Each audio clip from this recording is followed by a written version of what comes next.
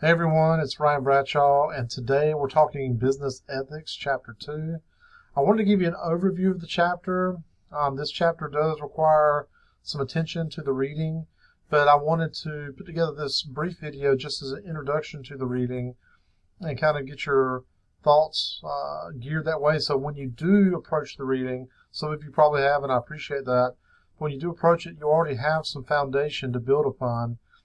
And so, generally speaking, when we talk about ethics, what comes to mind?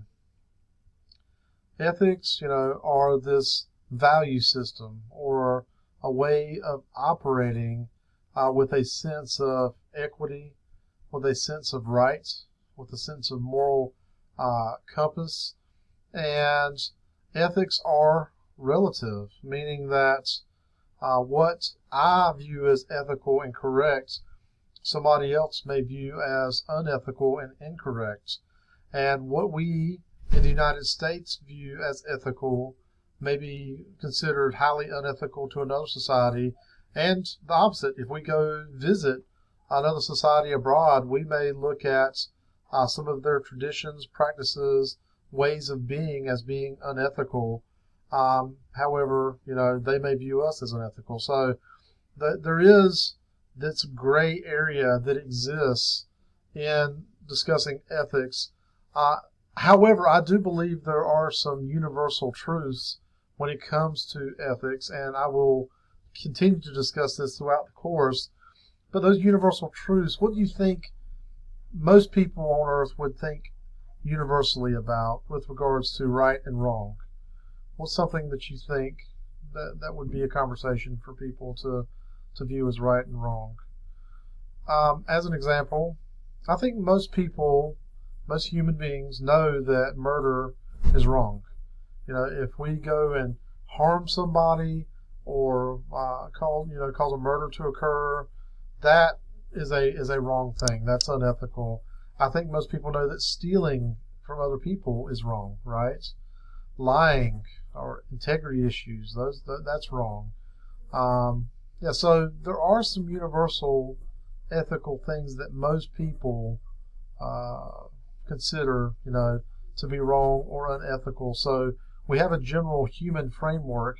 Do you think these things that I'm talking about, do you think they're learned, or do you think humans inherently know I shouldn't hurt people or I shouldn't cause some type of harm to a person, whether it be through theft or bodily harm?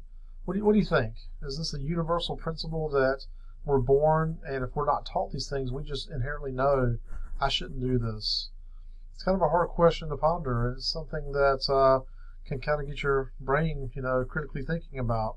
So, Chapter 2 is all about ethics from antiquity to the present. Not present, but present. And when you go into the book on OpenStax, which I love, by the way, it's very well organized, and it allows you all these great clickable links. You can download the book and view it as PDF.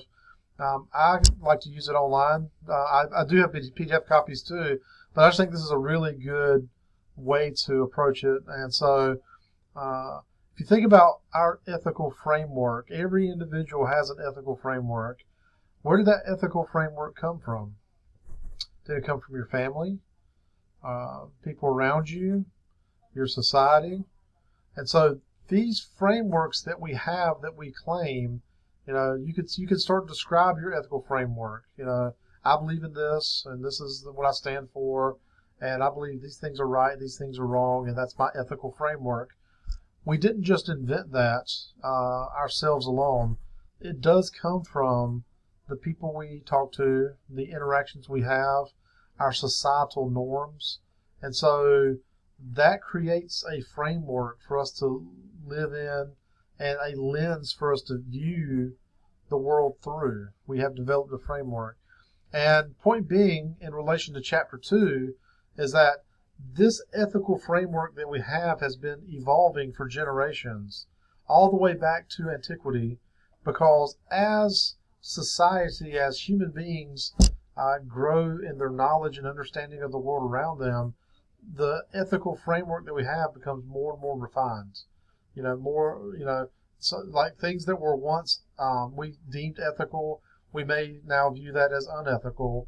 And so more and more we kind of refine our ethics down to this central point that we now go down. And humans, hundreds of years from now, will look at the things that we did and think, we did some things unethically, and we have, grown from there. Now, once again, I may look at future humans 500 years from now, if I could, and think, wow, they got it wrong. They're doing things unethical. It's hard to look past our own biases. It's hard to look past our own framework. That's a challenge for academic-minded people such as yourself. And you need to challenge yourself to be able to think about things and not only the terms in which you understand the world, but the perception other people have. And that will give you greater empathy and understanding of other people. And so, diving into chapter 2 a little bit, the concept of ethical business in ancient Athens. And so, ancient Athens had this great introduction talking about the Golden Age, but they developed what is now known as virtue ethics. You see the key words that'll pop out at you. That is an ethical system based upon the exercise of certain virtues: loyalty, honor, courage. When I was in Scouts, Eagle Scouts, any Eagle Scouts out there, hello, we had the 12 Scout laws that have been around for 100 years now. Trustworthy, loyal, helpful, friendly, courteous, kind, obedient, cheerful, thrifty, brave, clean, and reverent. I've been saying those 12 laws for almost 30 years now, and I remember them because I've said them so many times. And when you embody that into your ethical, when you internalize that into your ethical framework, it really does make you question, am I doing things that where people can trust me? Am I being loyal? Am I being helpful? So those virtues, that actually stems back to antiquity. Right here, we're talking over 2,000 years ago, we have the virtue ethics that are present in me today. So it's pretty crazy to think about that this learning that's been passed down over time ended up with us today. And so that's just really mind-blowing to think about that. And it's not just about ethics. It's every bit of knowledge we have has been built up upon previous generations. And so virtue ethics was a development. Aristotle believed we want to seek happiness in life. By this, he did not mean happiness is a superficial sense, such as having fun or being content. Rather, he equated happiness with human flourishing, which he believed could be attained through exercise of the function that distinguishes humans from the natural world: reason. So, because I'm able to think and reason and process, I should be able to have a higher degree of happiness in my life. Happiness is really it's really an interesting subject, and I won't go too deeply into this, but I'll just say that you meet people sometimes and they have some unhappiness in their life, and they may be experiencing that unhappiness, and they're the only person on earth that's experiencing the unhappiness in that specific way, and you really can influence your thoughts, your feelings, and put things in perspective. I'll say that life is a bunch of peaks and valleys, ups and downs, and no matter who you are, what your background is, what your status is, happiness is relative for everybody. So if you feel like you get to a point where you're not happy in life, it's just a valley and there's another peak around the corner. You have to look at these things critically and think there is ebb and flow to life. So I hope all of you find happiness that you're seeking in life. That's something we do as Americans: life, liberty, the pursuit of happiness.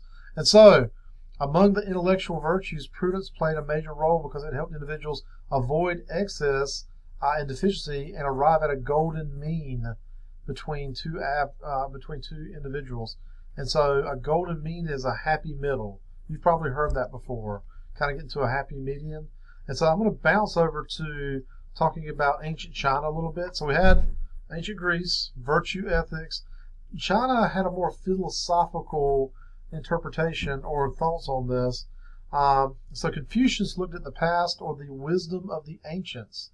So we're going from ancient China, but there was even more ancient people beyond that, he called for return to Li, which was the proper order of the universe in which everyone had a role to play and there was harmony.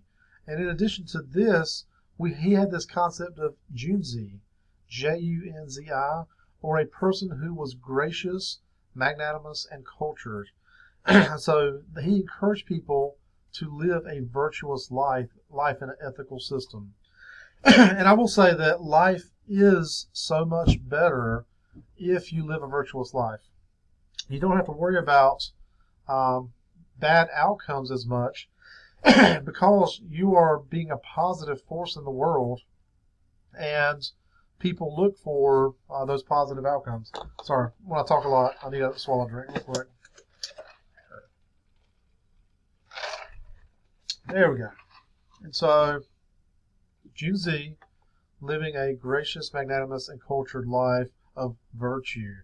And so that really was a key concept, this book of Li, or the Return to Li, and this idea of Junzi. And so I'm going to bounce to the east and the west. So we had Aristotle and Confucius, who were main thought leaders. And we think about it in a business context, we get to managerial ethics, which is a way of relating to self, employees, and organizations that balances individual and collective responsibility, and which management also includes planning, organizing, leading, and controlling, just not mentioned in the text, to achieve organizational goals. A self-controlled, disciplined manager is able to work through layers of bureaucracy and the complexities of human interaction to attain goals in a way that is responsible and profitable, and that enhances the organization's mission and culture. And so ethics do play a vital role in an organization, and especially in the leadership. I mean, it's important for everyone, but if you have an unethical leader that's doing things that benefit themselves to the detriment of others, that really does put a negative spin on things. There is some other reading in this section, but I do want to talk about a few other things before we step away. Utilitarianism. And so, let me get to this point. So, utilitarianism is basically looking for the idea of what decisions can be made that benefit the most people. John Stuart Mill, that's what I was looking for.